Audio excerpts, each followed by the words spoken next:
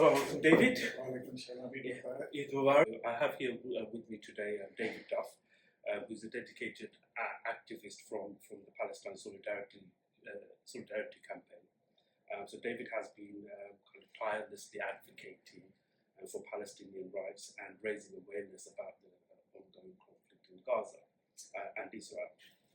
His insights and experience are invaluable in understanding the complexities of this situation. So welcome, David, and thank you for joining us. No, thanks for having me. Thank you. Here we are again, exactly, almost 2 years actually. I think it was Ramadan last time I interviewed as well, so just over 2 years. And the situation, unfortunately, hasn't really changed, right? Since I spoke to you last. So can you provide an overview of the current situation in Gaza and Israel, especially following the recent kind of ceasefire? Yeah, well, you said the last time we met was 2 years ago, which was pre-October the 7th, and there was a lot happening. Exactly, then. So since October the 7th, there's been a lot happening. Yeah. Particularly, well, in both Gaza and the West Bank, which hopefully we can cover both off. But in terms of international law and the United Nations, they've said that there's ethnic cleansing happening, a plausible genocide. We've got Israeli leaders that are no longer hiding the fact that it's ethnic cleansing, they're openly saying they're going to clear the land of the Arabs, the Palestinians. Arabs that they like to call them, Palestinians that we like to call them, because they have an identity, and they want to clear their land. And the chances, and what they're actually saying is that they either stay or be bombed and killed, or they go, and they're saying voluntarily. And that's exactly the words they used in the Nakba in 1967, when there was 850,000 Palestinians had to leave their villages. And it was either stay and be potentially killed, or go and somewhere else. So some of them went to Lebanon, Syria, Jordan, and Egypt, and some further afield. So it was, and then the Israelis will turn around and say these people left of their own accord, which is not true. No, and 100%, because one of the things, I was in Jordan probably 5 years ago now. Time just flies. I was in Jordan, and a lot of the people that work in the hotels and even the drivers and stuff, when I was talking to them, they were originally from Palestine. And this is when they left during the Nakba. The family kind of migrated and left. But I was in a place called Aqaba, and opposite the Aqaba, I think you've got the Red Sea, and then opposite is literally, you can see across the border to Israel. And he was a guy that I met, or just standing there, just looking in that direction. And I just randomly started talking to him. And then he started telling me that he's from Palestine, and he shared the history of how his family, and apparently the majority of the people living in Aqaba are Palestinian. But he was actually telling me he dreams to go back. Their family, since all these years, all they want to do is go back home. But the Palestinians have a symbol, it's a key. And what that represents is when people left during the Nakba, they locked their door. Oh, wow. And took the key, and kept the key in the hope that they were going to return. So that's a symbol of resistance, that they do want to go back to their homeland. So that person that you met has probably got the key somewhere. For his home. And the hope that they return. But the Israelis have said there is no right of return, which is against international law in the West, places in the West Bank. So they're violating international law left, right and centre, even from 1917, the Balfour Treaty right up until today. Violating international law.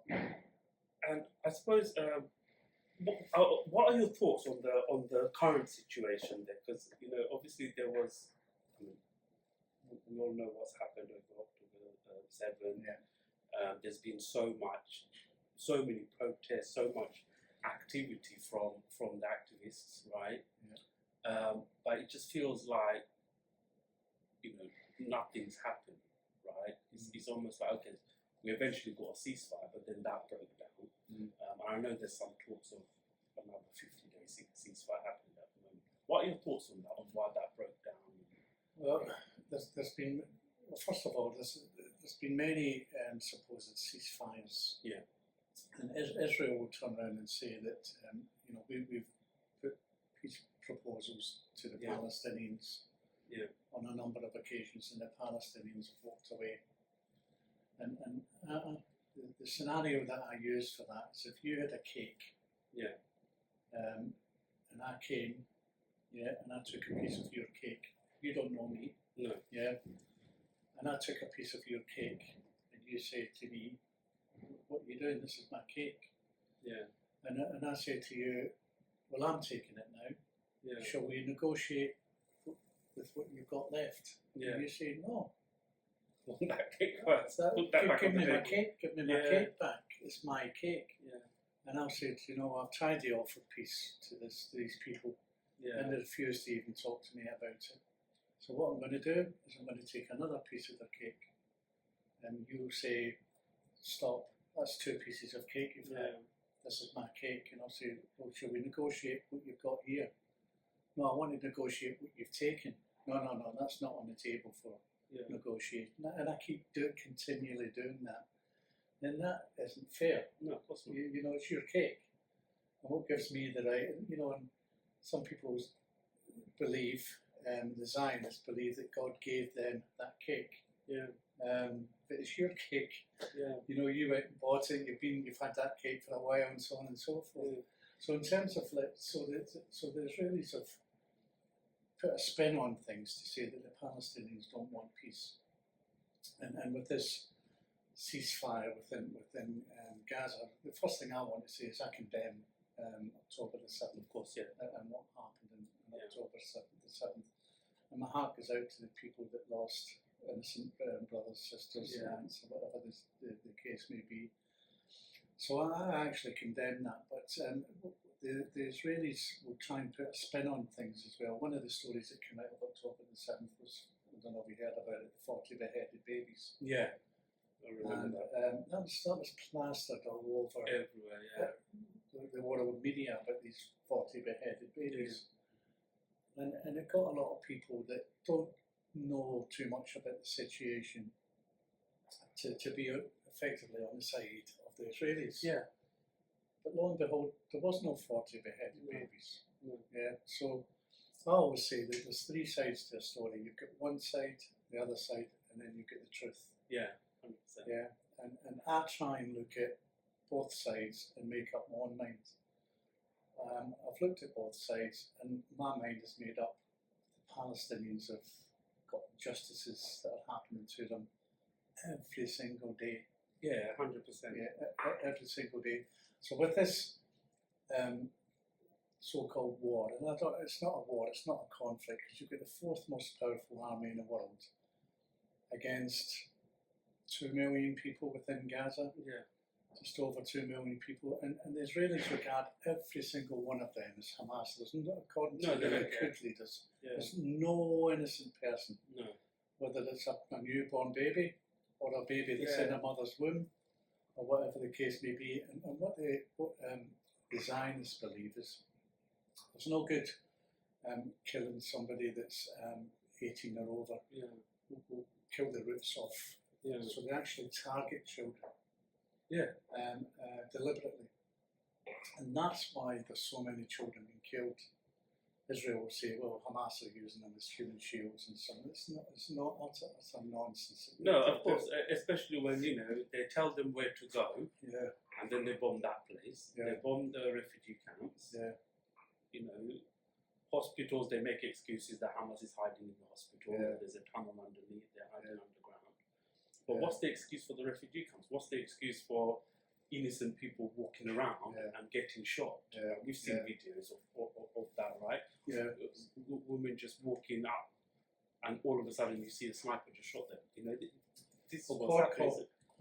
Quadcopters is the thing that they're trying to use now. And there's a video. There's lots of videos going about.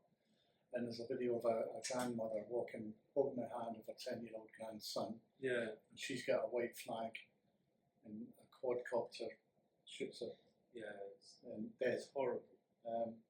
But go back to October the 7th, and Hamas took hostages, and Israel were saying, we want the hostages back. Yeah. Israel do not care about the hostages. Of course not. They proved that a few times, I think. They do not. That's their excuse to carry on the bombings and the killings and the ethnic cleansing and the genocide. There was 3 Israeli hostages that had white flags. They were stripped naked, and they were pleading for mercy, facing the IDF or the IOF, and they were shot. 2 of them were shot, dead. Yeah. 1 of them was shot and injured, and he managed to get into a house and was cowering in a corner. The IDF came storming into the house, searching for him. He's screaming for his mother in Hebrew. Yeah. They found him cowering in a corner in the room and shot him. Yeah. Dead. What was that about exactly? And these are 3 hostages. Yeah. It's like, what is it? I mean, is it something they didn't want them to say, or it just doesn't make sense? No, it doesn't make sense, and they don't want. It goes back to the 3 sides of the story, you know, because they don't want the truth to be told. You know, the Israelis, because Hamas broke international law in taking people as hostages. But you know, if you want to, and it's not about a scoreboard, but in terms of breaking international law, you might have Hamas down here. Israel are sort of way up there, because they use weapons like £2,000 dumb bombs. Yeah. And these are called dumb bombs for the reason. And the reason why they're called dumb bombs is they've got no control over them. No, of course not.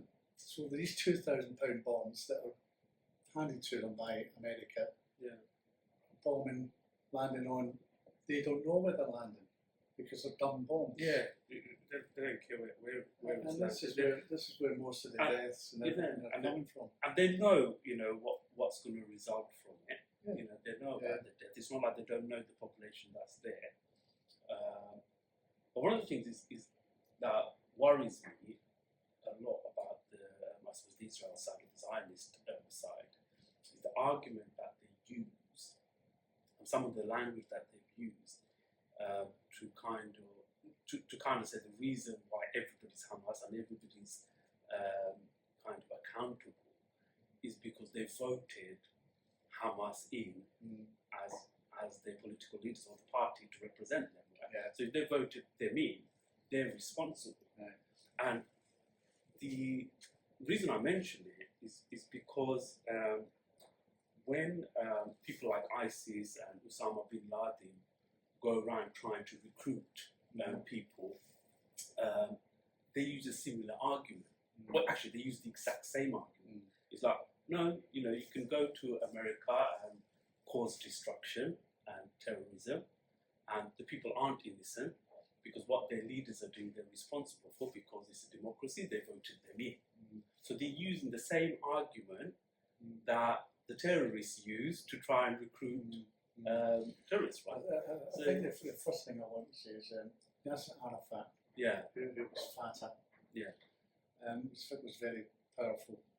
Powerful and get too much power in terms of what the Israelis wanted. Yeah. So there's an old rule of divide and conquer. So Israel created a party that opposed Yasser Arafat and Fatah. And that party that Israel created was Hamas. Yeah. So they funded Hamas to be a division towards Yasser Arafat and Fatah. Yeah. So Israel created the Frankenstein, if you like. Yeah. And when Frankenstein turns around and hits back at the creator, then who's to blame for that? The person that created the Frankenstein, or the people that have put parts within Frankenstein? So Yeah. Israel have got a lot to. So they've funded. Yeah, they funded. I know Hamas. exactly. They And I'm not making excuses for Hamas, but they've created and funded Hamas. But also, it's worth noting. And this is a known fact. Right? It's a known, Yeah. proven fact. It's not even something that's a conspiracy. You know, it sounds like, oh, this is a conspiracy theory. But you know, I'd like my listeners to kind of know and research into it Yeah, that this is a known fact. It's not something that Israel yeah, would even be able to deny. yeah, Because they Yeah. did it, right? It was, and you're absolutely right. There's a group of, I think there was a group of extremism, like yeah, a small group, but they funded that and just made it bigger than it could have been, Yeah. right? Yeah. And now they're like, oh, it's Yeah. all Hamas. yeah.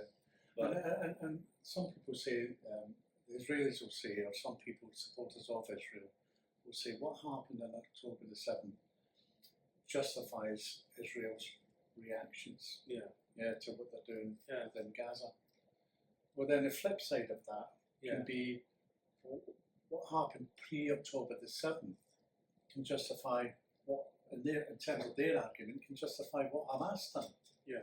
Because it's exactly the same argument, so the argument doesn't make sense. no, it doesn't. You know, because it's okay for Israel to go and inflict all these bombs because Hamas done that on October the 7th, but what we done pre-October the 7th, stealing of the cake, Yeah. stealing of the land, Yeah, oppressing people and everything else, that doesn't count. no, You know, they want laws for themselves and different laws for other people. yeah, And that's the same within the West Bank as well. You know, in Israel, some people say Israel's an apartheid state. I'm old enough to be part of the anti-apartheid South Africa in terms of South Africa. And it's worth noting that the last country to support apartheid South Africa was Israel. Yeah. And the second last country to support apartheid South Africa was the UK. yeah. It horrifies me when I hear that. Yeah. It's just like, what? And Margaret Thatcher turned around Yeah. and said that Nelson Mandela was a terrorist. Yeah, definitely. And you know, so there's things like that you need to remember. Yeah, And I believe that Israel is an apartheid state. yeah. And 100%. you've got extreme Zionists. And I don't know, and people can check this up.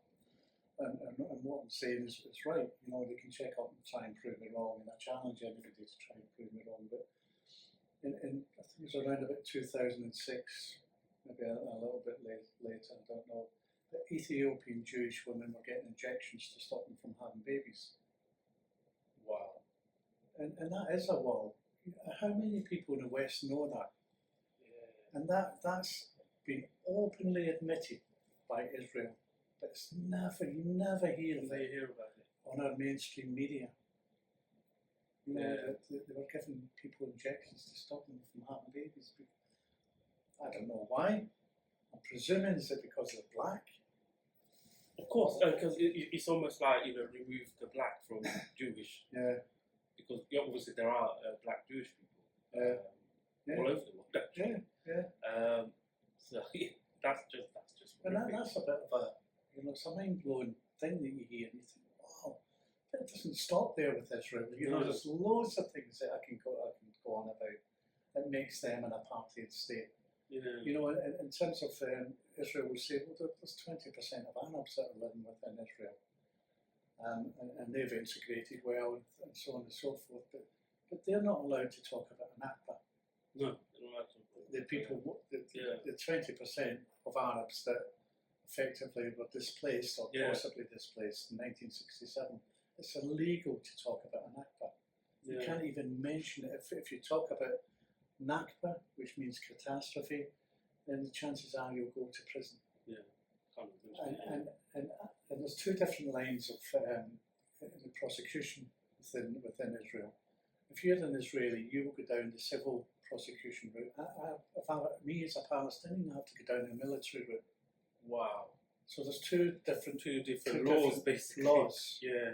And if that's not an apartheid state, I don't know what is an Yeah, I don't know what apartheid it state. is, You yeah. know? And if I'm an Arab, can I invite you, my brother, over to move into Israel as another Arab? No, No. I But they can't. can. But if I'm a Jewish person and you are my Jewish brother living in wherever, Ukraine or wherever the case may be, and I'd say, can my brother come and stay? Yeah, no problem, tell me, come over. Yeah. And take a Palestinian's house. Yeah, well, if they go into the West Bank, You know, in terms of international law, you've got the 1967 borders, which I don't want the destruction of Israel. You know, Israel's there, but live within international law, the 1967 borders. But they've gone beyond that. You've got 800,000, 850,000 Israeli settlers within Palestine, dotted all over the place. Yeah, and it goes back to the cake, me taking a piece of your cake. And what happens there is that a settlement will take place. We'll set up maybe some wooden huts. Yeah. And then to defend them, the IDF will come in and surround them to protect them. Yeah. And 9 times out of 10, they will take the high ground. And they will, so all the sewage and everything else go down into the Palestinian village. Wow. So the chances are the Palestinian village won't have place. And then, then they'll build roads to connect that settlement with next door settlement. And the only people that can travel on there is Jewish people. Yeah, Jewish people, yeah. I'm not going to call them Israelis because it's not in Israel. No. So the only people that can travel on that is Jewish people. Arabs are not allowed, Palestinians are not allowed to travel on that road. Wow. And then you've got all the checkpoints within the West Bank where they'll have even go to work, going anywhere, that's what they have to do. Yeah, and people have been known to die at checkpoints. Some women have given birth at checkpoints, you know, and what might be a simple 5-mile run down the road, they might have to go via different other villages and everything else to avoid these roads or the checkpoints, and the tour that they might take 4 hours instead of 20 minutes. Yeah. And it's just a constant battle to try and survive with them. And that's ridiculous. So, I mean, I obviously, it's always, because this has been going on for so long, and now it's got the worst we've seen it, right? I think it's probably the worst since the Nakba, if not worse than that. How do you see, like, there being any peace ever between the Palestinians and Israelis? I believe that, you know, I'm an outside person. You know, I'm neither Israeli nor I'm a Palestinian. Yeah. So I'm a person that's outside Israel and outside Palestine. And it's very, very difficult for somebody like me to try and make change happen there. I believe that the change can happen within Israel. There's hundreds of thousands of Israelis are taken to the streets. Some of them are the families of some of the hostages that are left. And they're saying that they want this to stop because these 2,000 pound dump bombs, the chances are that their relations might get killed. There's a higher chance that they'll get killed rather than if it's a ceasefire. The ceasefire, there was 33 people, the first stage of the ceasefire was 33 people were released. And they were moving into the second stage of the ceasefire was all the hostages were to be released, dead or alive. But Israel decided, no, they're going to carry on, they're going to start bombing. So they didn't even want the hostages released. Hamas were preparing to say, there's all the hostages that are left, but Israel started bombing and everything. So Hamas hasn't the opportunity to release them. And then even if they do release them, the chances are that they're waving a white flag and they're stripped and speaking in Hebrew. It's happened before. They'll get killed. Yeah.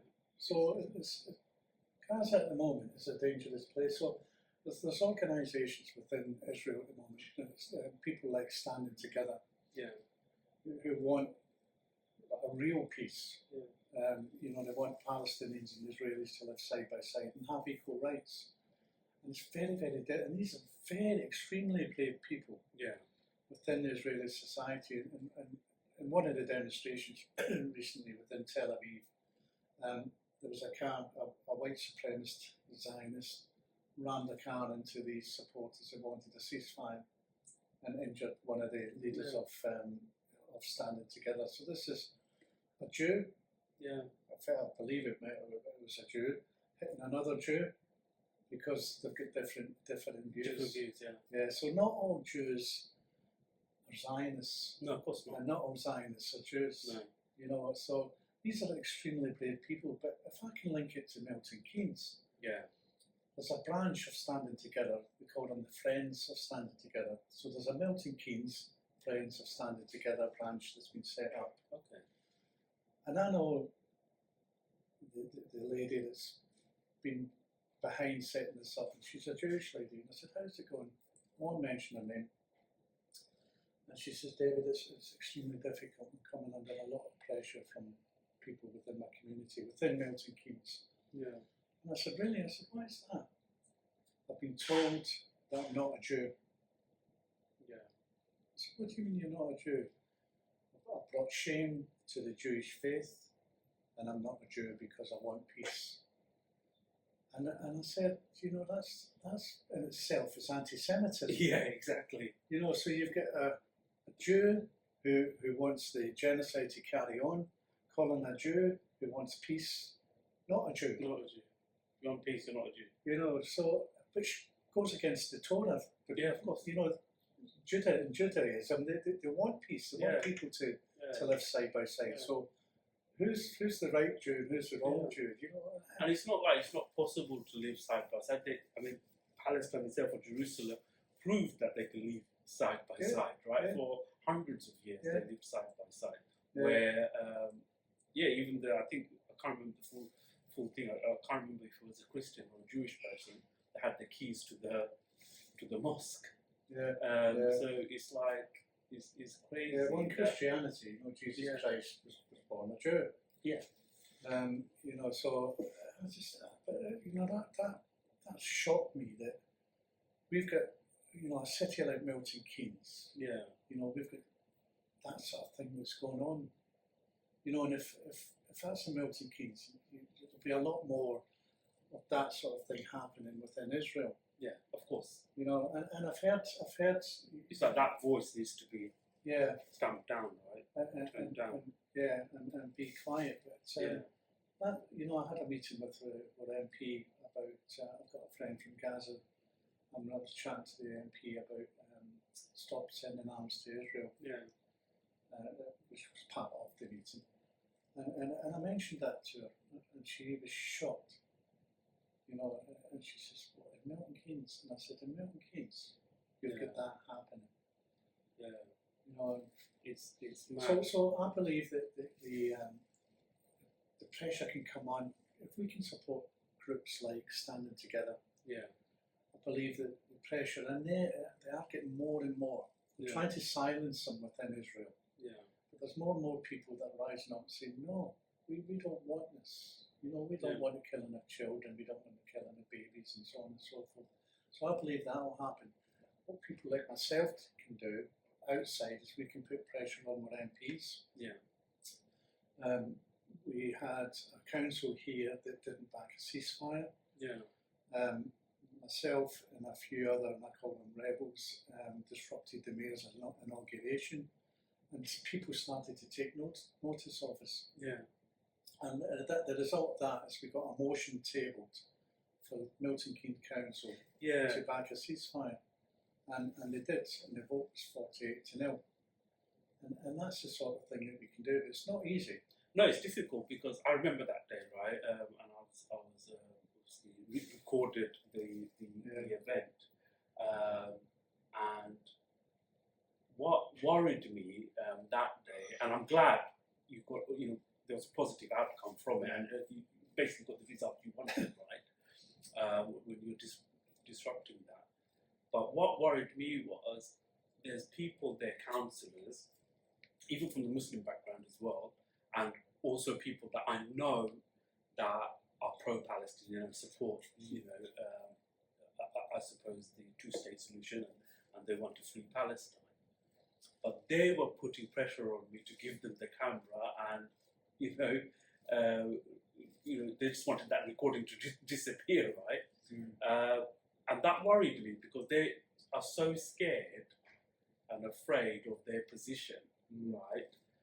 And that comes back to, I think, the people that we voted in and the people that are the representing us as the MPs, etc., who are either Labour friends of Israel or Conservative friends of Israel, right? And it seems like a significant portion of our MPs are friends of Israel, whether they're Tories or Labour. And how do we deal with that, right? It's because how do you get I suppose, a fair outcome when that MP is already sold their soul to Israel? And Israel can do no wrong, basically. It's probably what talking about. Well, what does it mean to be in the friends of Israel? You get 98% of the Conservative MPs are in the Conservative Friends of Israel.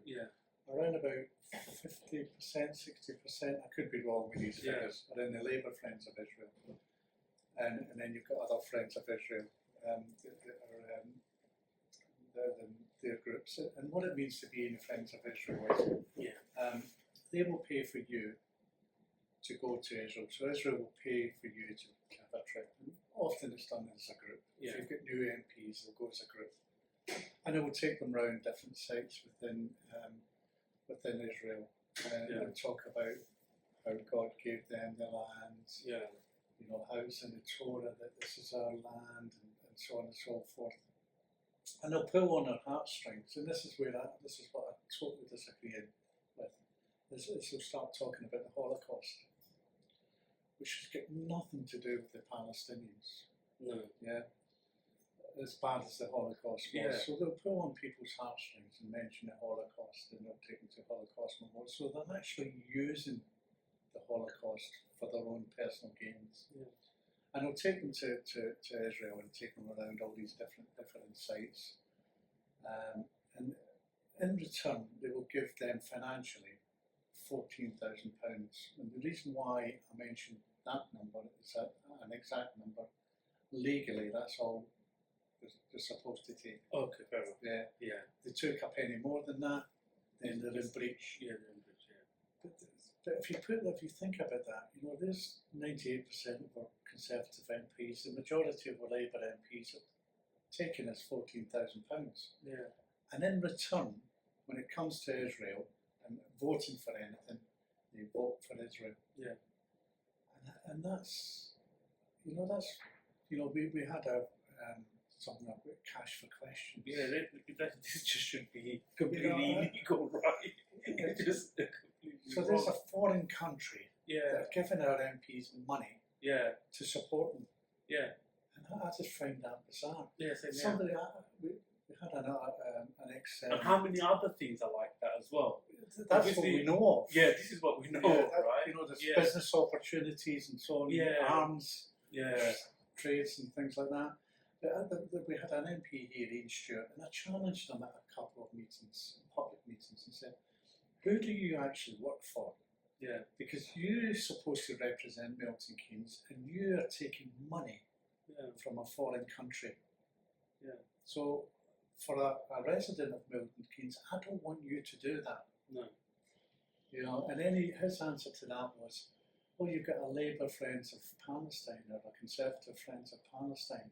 But they're not taking money. But they haven't got the money to pay MPs. So they don't pay MPs anything. They can't even afford to take MPs over there. It's out of their own pockets. Being a friend doesn't mean that, you have to agree with everything they say. Exactly. Right? So that's the first thing. But in this situation, with being a friend of Israel, they have to. Because they've signed that, right? This is what they've agreed to in exchange for the money. And it's horrible that that's still happening. I think I want our listeners to know that, before, the next elections, when they're voting for when they go to vote, check that. If this matters to you, right, and we can see matters to so many people in this cause, check that. Check if that MP or that person you're voting for is a friend of Israel. But there'll be a candidate that isn't, so you don't have to give this person your vote. If you're my friend, and you do a wrong, if you go and you start beating up somebody, you're the bigger, stronger person, right? And this person hasn't got anything, but you've got all these guns and you start beating that person up, and I'm your friend. As your friend, I'd say stop. Yeah. Stop. Don't do that. Yeah. That's not right what you're doing. No. You know, you can't do that. Yeah. And that's what being a friend is. Yeah. Exactly. But they won't do that. They won't do that. 100% not. Let me just check something. We'll carry on. Got a few more questions. A few parts. Otherwise, it goes big. Sorry. Okay, so I suppose I know you spoke a little bit about what we can do to help the situation, and I suppose with regards to the Palestine Solidarity Campaign, right? I know we've got an upcoming demonstration and things, but before we talk about that and you kind of tell us when that is and explain where it's going to take place and when. Just want to know, what is it that, or maybe a list of things that you can think of that we can do and we can support to kind of help, Palestinians and help, or even show that, show solidarity, but but trying to get this to stop. What can we do? I've been a Palestinian activist for 25 years, and this is probably the toughest time for me being a Palestinian activist, because I'm seeing children bombed to bits. And Israel hit a record 2 weeks ago tomorrow, of killing the most children in the shortest space of time. 51 minutes they killed 350 children. One of the first children to die had a pink baby grow on with flowers. 350 children. If that doesn't eat away at somebody's conscience, then I don't know what will. And these people, the mothers, the fathers, the brothers, the sisters, you can see them looking into cameras. It's not cameras, it might be phones or whatever the case may be, and they're saying, "Help us, help us, please help us, please do something." And that breaks my heart to see that. And I relate to my grandchildren. So that's why I'm here. So, He is a deep. and that's why I won't stop. I know. And I'll do it peacefully, anything I possibly can do, whether it's disrupting a mayor's inauguration, going on a demonstration, not buying Israeli goods, sitting down talking to my MPs, asking my MPs not to support a genocide, an ethnic cleansing, and to stop these children dying, then that's what I will do. And I won't stop. And what drives you? What's the hope? Because some days when I stopped looking at these videos recently, because sometimes I just think it's hopeless, and even sometimes I've even probably voiced it as well. Just said, maybe it's time the Palestinians just gave up and left, because it's just gotten so horrific. I mean, when's it going to end? And has Israel become so powerful that there's nothing the Palestinians can do, right? In that situation, how do you keep going, and what drives it? What do you think drives the Palestinian people? Because it seems like they're never going to leave, right? Well, what drives me is that, is the children that are suffering through this, for the innocent children and innocent people that have done nothing. If you talk about democracy, and Israel is supposed to be they'll claim to be the only democracy in the Middle East.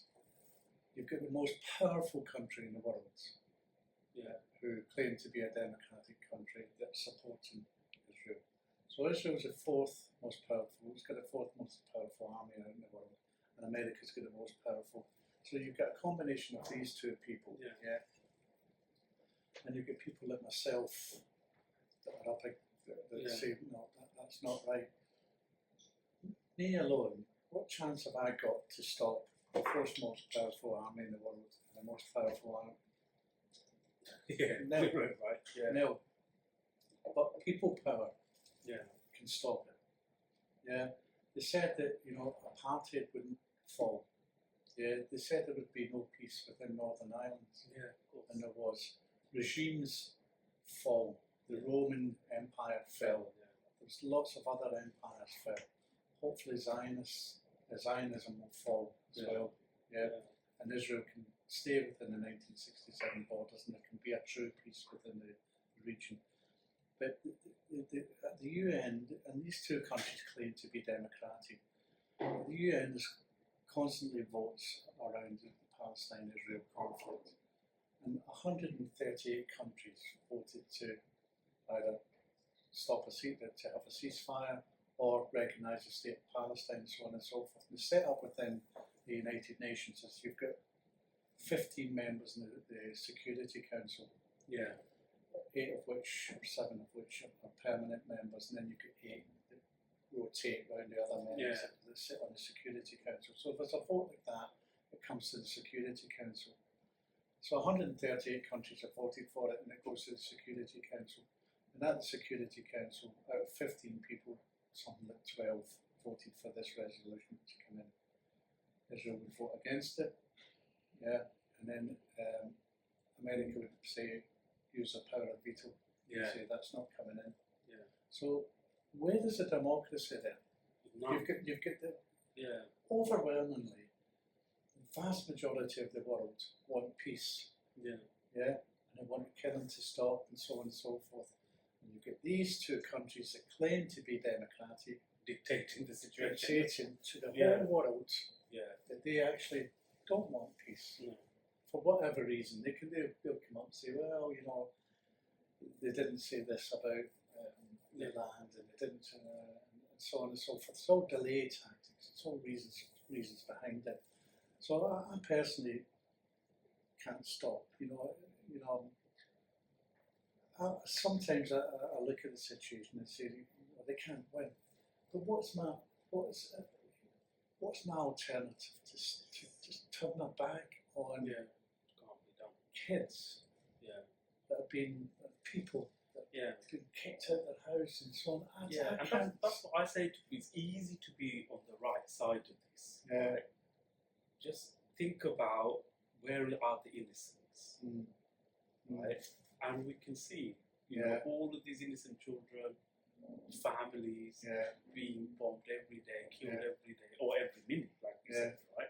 Was it 52 minutes, 350 babies? So 51 minutes. 51 minutes, yeah, 51 minutes. 50 babies. And so it's easy to be on the right side. Just put yourself in that position. Forget putting yourself on the Palestinian side and Israel side. Just look at where the innocents are being killed. Yeah. And it's easy to be on the right side. I mean, there's all this propaganda, or you're going to be either, there's one or two sides, and people just choose a side and they stick to it.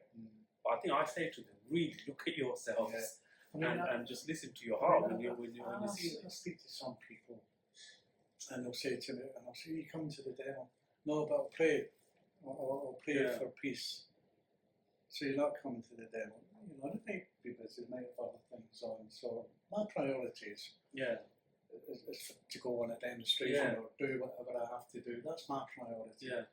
And I will put things to one side. And my argument, whether they're Christian, Muslim or Jewish, and they say, no, I'll pray for peace. Right, okay, so come the day of judgment, when somebody's standing in front of the Creator, and the Creator says, when people were suffering, what did you do? Well, I prayed for you to do something. Yeah. So I put you on this earth, to test you. Yeah. And you're telling me you are aware of all these people dying. In whichever situation, the rights and the wrongs, you were aware of all that, and you asked me to do something. Yeah. But I put you here. I put you here to do something. To do something. To test you, to see if you're a person that can come into the gates of heaven. And you've. I'm not God. No, of course not. I'm not God. But I'm not going to judge anybody. But No. if I was God, I'd say, I'm sorry, but you're not coming in. Yeah. You know, there's no room for you. No, you didn't do enough, or you didn't do anything. Yeah. So anyway, I think we are running out of time. So before we kind of end the interview, I just want to talk about what's happening next in Milton Keynes, Yeah. And how we can support that. Really. Well, we've got a demonstration.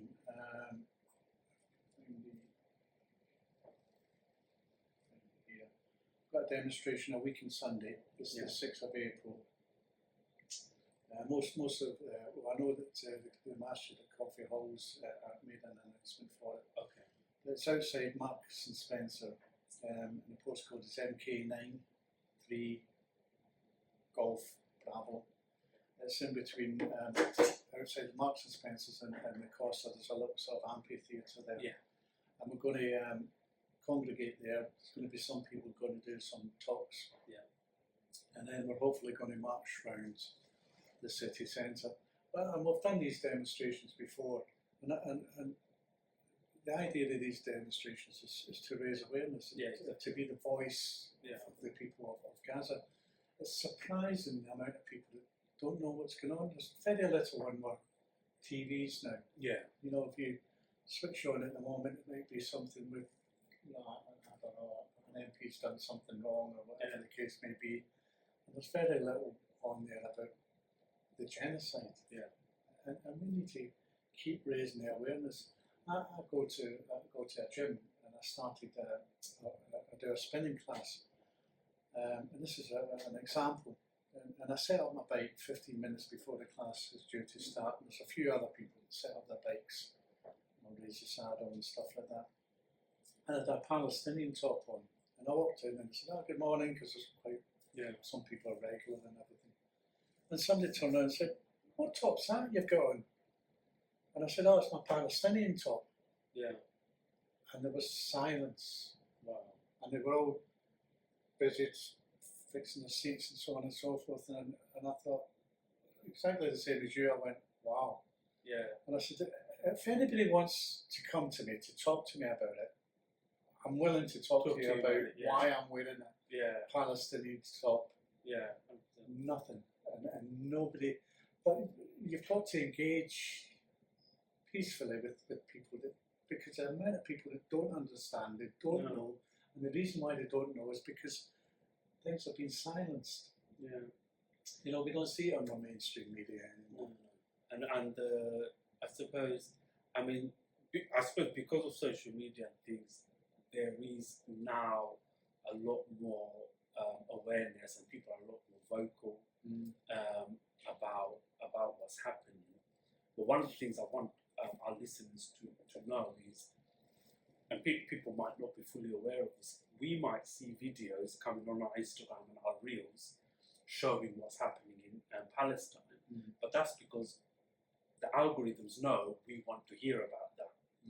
Whereas the people that haven't liked the video of something from the Palestinian voice, they're not getting those reels, they're not getting those videos. They might be getting the opposite. Or they're getting what's being reported in the mainstream. So it's important for even us to realise that we might think, oh, you know what, there's a lot of awareness, all these videos are coming to me, but actually that's coming to you, and it's coming to me. It's very personal. These algorithms are very smart, right?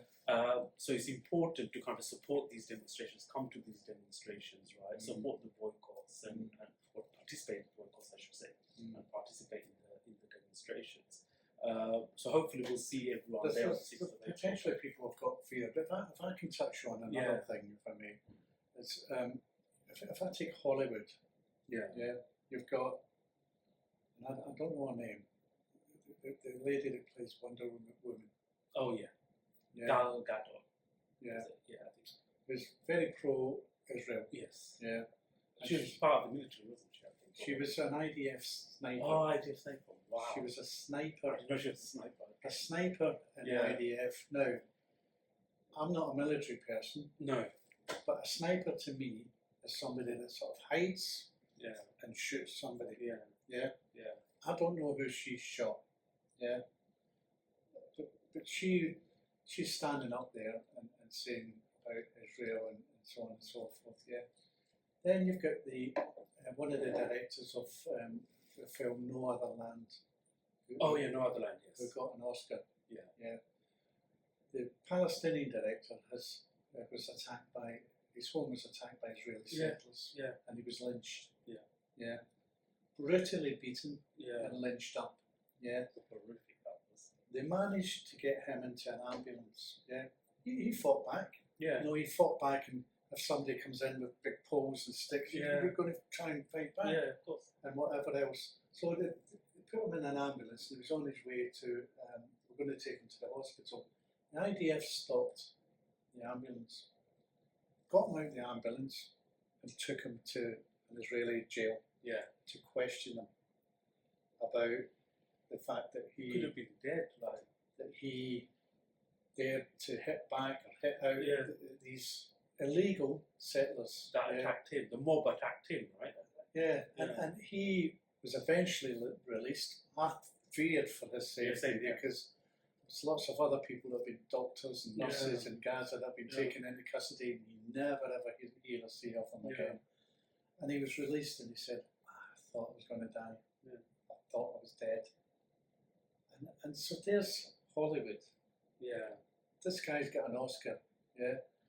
This person who is, defending America and everything else with the American shield and all that stuff. Yeah. It's an ex-IDF sniper. Yeah. And that's what we're faced with.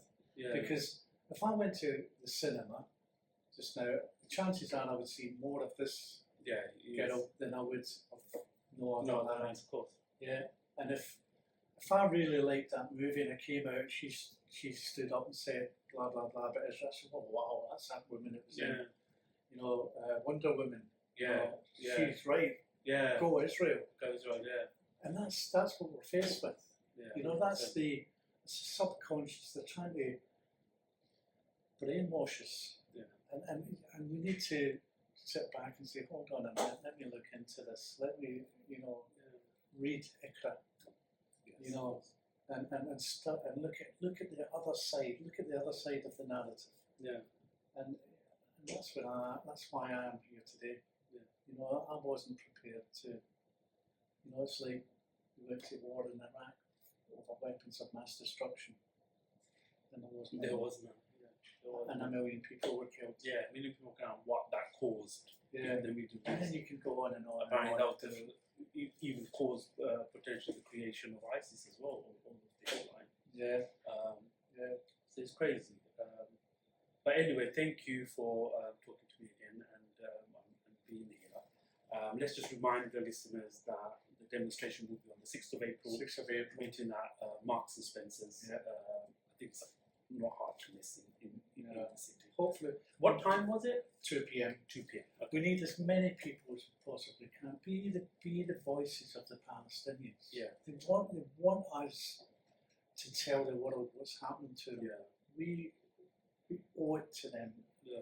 As in terms of humanity, we need to be. They have got no voice. No. Yeah, and we need to be their voice. And we need to do whatever peacefully, whatever we possibly can, to be there for them.